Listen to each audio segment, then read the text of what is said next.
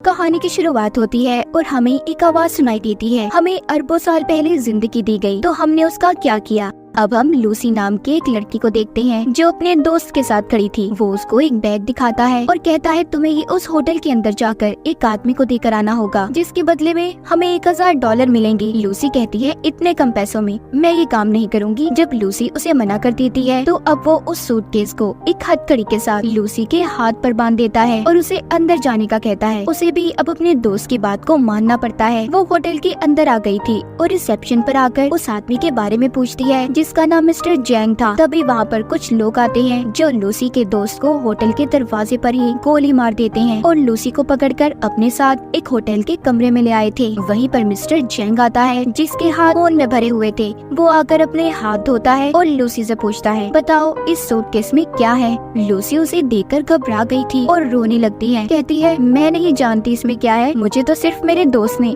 आपको ये सूटकेस देने का कहा था। अब वो उस सूटकेस का कोड बताकर चुप जाते हैं और लूसी से उसे खोलने का कहते हैं। वो पूछती है क्या है इसमें, कोई बॉम्ब है। जैंग कहता है हो सकता है, मुझे तुम्हारे दोस्त पर बिल्कुल भरोसा नहीं, वो कुछ भी कर सकता है। लूसी को बहुत डर लग रहा था, वो उसे खोलने से मना कर देती है। जैंग के आदमी जब उस पर गन करते हैं तो बेचारी डर कर कहती है वेट रुको मैं खोलती हूँ। अब वो उस सूटकेस को कोट लगाकर जब खोलती है तो उसमें से 4 नीले कलर के पैकेट्स मिलते हैं जो किसी तरह का ड्रग था। अब उस ड्रग को टेस्ट करवाने के लिए जैंग के लोग एक आदमी को लाते हैं। जब वो उस ड्रग को सूंघता है तो वो अजीब अजीब हरकतें करने लगता है और जोर जोर से हंस रहा था। जैन को उस आदमी की बात बिल्कुल पसंद नहीं आती। वो लूसी के सामने ही उसे गोली से मार देता है। अब जैन लूसी से कहता है मैं तुम्हें एक नौकरी देना चाहता हूँ। लूसी कहती है नहीं मैं कोई जॉब नहीं करना चाहती, मुझे बस यहाँ से जाने दो। तभी जैन का एक आदमी लूसी को जोरदार मुक्का मारता है जिससे वो बेहोश हो गई थी। इसके बाद हम एक प्रोफेसर को देखते हैं जो अपने लेक्चर में सभी सुनने वाले लोगों को बता रहे थे कि जमीन पर रहने वाला हर जानवर अपने दिमाग का 3% हिस्सा ही इस्तेमाल कर पाता है, मगर इंसान इन चीजों में सबसे आगे है जो अपने दिमाग का 10% हिस्सा इस्तेमाल करता है। मगर डॉल्फिन मछली इंसानों से भी आगे है, वो अपने दिमाग का 20% हिस्सा इस्तेमाल करती है, यानी कि वो इंसानों से ज्यादा ज़हीन है। पर प्रोफेसर कहते हैं अगर कोई इंसान अपने दिमाग का 20% इस्तेमाल कर ले तो पूरी तरह से वो अपने जिस्म पर काबू पा सकता है, और अगर इंसान का दिमाग 40% तक काम करना शुरू कर दे तो वो सामने वाले इंसान को भी कंट्रोल में कर सकता है। वहीं पर ऑडियंस में बैठा एक लड़का पूछता है सर अगर कोई इंसान अपने दिमाग का 100% इस्तेमाल कर ले तो क्या होगा। प्रोफेसर कहते हैं इस बारे में तो मैं खुद भी नहीं जानता कि तब क्या होगा। उधर जब लूसी को होश आता है तो उसके पेट पर पट्टियां बंधी हुई थी और उसे दर्द हो रहा था। उसे लगता है शायद इन लोगों ने उसके जिस्म का कोई हिस्सा निकाल लिया है। जब वो बाहर जाने लगती है तो उधर कुछ लोग आते हैं जो उसे पकड़कर अपने साथ ले गए थे। वो उसे जैंग के सामने ले आते हैं। लूसी वहाँ पर उनसे पूछती है कि तुमने मेरे साथ क्या किया है, बताओ मुझे। तभी वहाँ पर एक डॉक्टर कहता है फिक्र नहीं करो, हमने तुम्हारे साथ ऐसा कुछ नहीं किया, बस तुम्हारे पेट को काटकर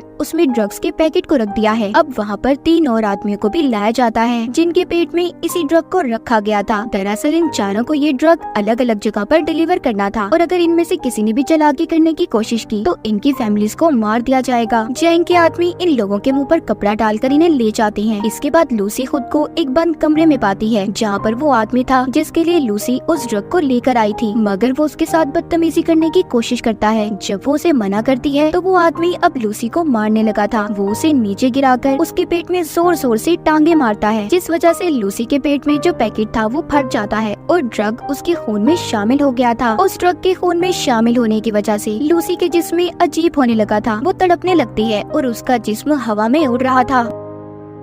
जब उसको होश आता है तो लूसी अब नॉर्मल हो गई थी, वो पहले जैसी लूसी नहीं रही थी। जब वो आदमी दोबारा से उसके पास आता है जो पहले उससे बदतमीजी करने की कोशिश कर रहा था, तो अब वो उसे खूब मारती है और उस जगह से बाहर आ गई थी। वो बाहर आकर वहाँ पर सभी बैठे हुए लोगों को मार देती है। इस लड़ाई में लूसी को भी एक गोली लग गई थी, मगर वो बड़े ही आराम से उस गोली को अपने जिस्म से अपने ही हाथ से बाहर निकाल देती है। दिखने में ऐसा लग रहा था कि जैसे उसे कोई दर्द महसूस ना हो। अब लूसी उस जगह से बाहर बाहर निकलकर कुछ और लोगों को अपनी गन से मार देती है और फिर टैक्सी लेकर हॉस्पिटल पहुंचती है, जहां पर कुछ डॉक्टर एक मरीज का ऑपरेशन कर रहे थे। वो स्क्रीन पर जब उस मरीज के दिमाग को देखती है, जिसके बाद उसे गोली मार देती है और डॉक्टर से कहती है कि यह आदमी वैसे भी मरने वाला था, मगर लूसी कैसे जानती थी कि वो मरने वाला है? शायद इस पर उस ड्रग का असर था और इसका दिमाग अब 20% काम कर रहा था। वो डॉक्टर पर गन करके कहती है कि मेरे पेट में ड्रग का पैकेट है, जल्दी से मेरा ऑपरेशन करो और ड्रग को बाहर निकालो। डॉक्टर गन को देखकर डर जाता है। उसके पास लूसी की बात को मानने के अलावा कोई और रास्ता नहीं था। जिसके बाद लूसी अपनी मॉम को फोन करती है और कहती है कि मॉम, मैं सब कुछ महसूस कर पा रही हूँ, ये हवा, जमीन की आवाज, अपने अंदर की आवाज, सब कुछ, यहाँ तक कि मुझे अपने बचपन की सारी बातें याद हैं कि कैसे मैं बड़ी हुई। लूसी अपनी मॉम से बात करती रोने लगी थी और उनका शुक्रिया करती है कि उन्होंने उसे इतना प्यार दिया। डॉक्टर अब उसका ऑपरेशन करते हैं। उन्होंने एक पैकेट को उसके पेट से बाहर निकाल लिया था कि इतना सारा CPH4 ड्रग, वो भी इतनी मिकदार में। डॉक्टर ये सोचकर हैरान और परेशान थे कि लूसी के जिस्म में अगर ये ड्रग शामिल हो गया है तो वो अब तक कैसे जिंदा है। लूसी डॉक्टर से कहती है कि मैं ज्यादा देर जिंदा नहीं रह सकती। वो अब ठीक होकर जैंग के पास वापस जाती है और उसके सभी आदमियों को एक एक करके मार देती है। फिर उसके बाद वो जैंग के पास जाकर उसके दोनों हाथों में चाकू को मारकर उससे पूछती है कि मुझे बताओ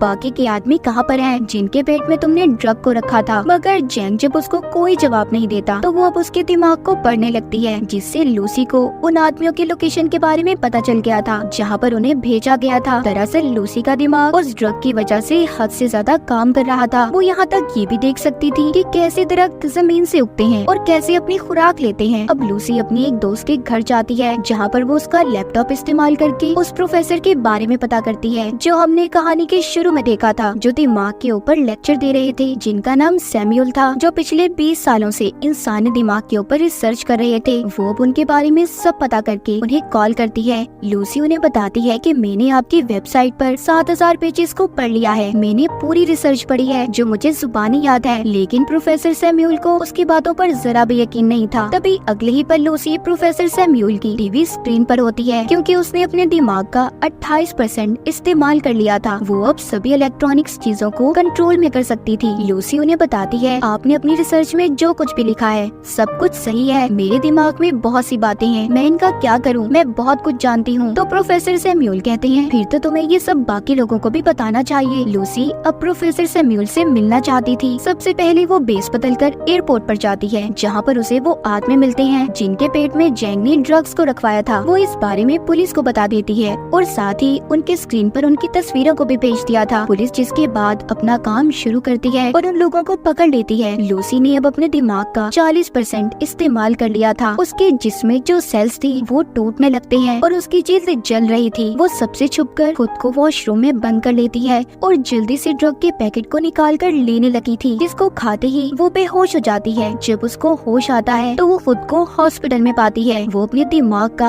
अब 50% इस्तेमाल कर पा रही थी। वहाँ पर पुलिस भी आ जाती है जो लूसी को गिरफ्तार करने आई थी, मगर लूसी अपनी ताकत का इस्तेमाल करती है। उसने इंस्पेक्टर के अलावा वहाँ पर जितने भी पुलिस वाले थे सबको बेहोश कर दिया था। जैसा कि प्रोफेसर सैमुअल ने बताया था कि जब इंसान 40% से ज्यादा अपने दिमाग का इस्तेमाल करेगा तो वो दूसरों पर भी काबू पा सकता है, और लूसी के साथ भी ऐसा ही हो रहा था। उसके साथ ऐसा इसलिए था कि जैसे जैसे वो ड्रग की मिकदार को अपने जिस्म में बढ़ा रही थी, उसका दिमाग ज्यादा से ज्यादा काम कर पा रहा था।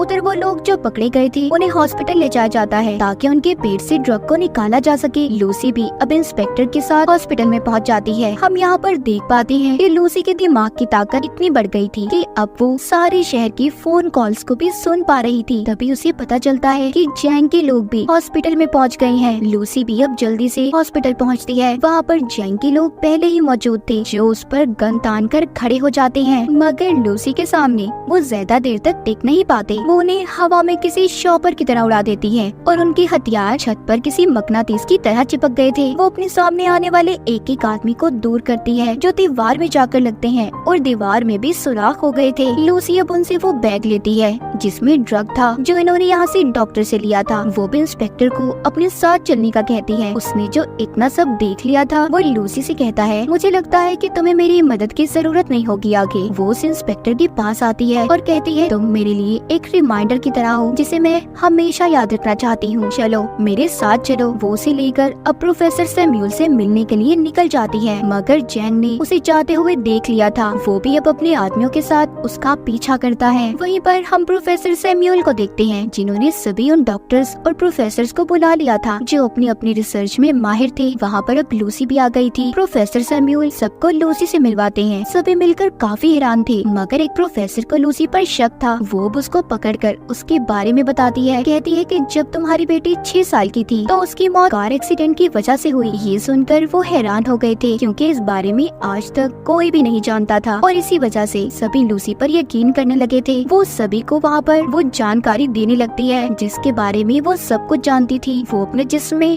म्यूटेंट्स को भी बदलने लगती है। कभी उसका हाथ किसी चुड़ैल की तरह खतरनाक तो कभी एक हाथ को वो 2 हाथों में बदल रही थी। ये देखकर सभी हैरान थे। लूसी कहती है कि हमें हमेशा सिखाया गया है 1+1 2 होते हैं। दरअसल नंबर होते ही नहीं है। ये नंबर्स तो इंसान ने खुद को समझाने के लिए बनाए हैं ताकि उन्हें चीजें आसानी से समझ आ जाए। प्रोफेसर सैम्यूल कहते हैं कि अगर दुनिया मैथमेटिक्स रियाजी पर नहीं चलती तो फिर कैसे चलती है। लूसी उन्हें समझाती है कि एक गाड़ी है जो बहुत तेज चल रही है और चलते चलते वो इतनी तेजी से चलने लगी कि दिखना ही बंद हो जाए। वो नजर तो नहीं आएगी पर चल रही होगी। असल में सिर्फ एक वक्त ही जरूरी है। टाइम, वक्त के बगैर हमारा कोई वजूद नहीं। तभी वहाँ पर जैंग और उसके लोग आ जाते हैं। उन्होंने बिल्डिंग को चारों तरफ से घेर लिया था। इंस्पेक्टर लूसी से कहता है हम ज्यादा देर तक उनको नहीं रोक पाएंगे। लूसी अब अपने जिस्म में MPH4 ड्रग की ड्रिप्स को लगवा लेती है जो कि हॉस्पिटल से लेकर आई थी। वो प्रोफेसर को कहती है कि मैं एक कंप्यूटर बनाऊंगी और अपनी सारी जानकारी उसमें महफूज कर दूंगी। फिर जिसके बाद आप उसे एक पेन ड्राइव में स्टोर कर लेना जो आगे की जिंदगी में इंसानों की भलाई के लिए काम आ सकता है। प्रोफेसर जानते थे कि इतने ज्यादा ड्रग्स की डोज लेने के बाद लूसी बच नहीं पाएगी। लूसी भी इस बात को जानती थी, मगर अब वो खुद को सेक्रीफाइस कुर्बान करने के लिए तैयार थी। वो अपने दिमाग के 70% हिस्से को इस्तेमाल करती है, जिसके बाद वो कमरे में मौजूद सभी मेटल्स और एनर्जी का इस्तेमाल करके एक बहुत बड़ा कंप्यूटर तैयार करती है जिसके अंदर वो अपनी सभी जानकारी को स्टोर करने वाली थी। और फिर वो अपने दिमाग का 80% हिस्सा इस्तेमाल करके एक कंप्यूटर तैयार करती है जो इस तरह की नॉलेज, जानकारी को स्टोर कर सकता था। लूसी अपने दिमाग को इस हद तक इस्तेमाल कर लेती है कि वो वक्त के दूसरे हिस्से में भी पहुंच गई थी, यानी कि वो टाइम ट्रेवल भी कर सकती थी। इसके बाद वो हजारों साल पीछे जाकर जमीन पर जब डायनासोर थे वहाँ पर पहुँच जाती है। जब वो उस वक्त से थोड़ा और पीछे जाती है तो वो उस वक्त में पहुँच गई थी जब इंसान का कोई वजूद ही नहीं था, सिर्फ चंद ही एक इंसान थे, मगर वो भी जानवरों के रूप में। अब लूसी वापस आती है। जैसे जैसे वो अपने दिमाग का इस्तेमाल कर रही थी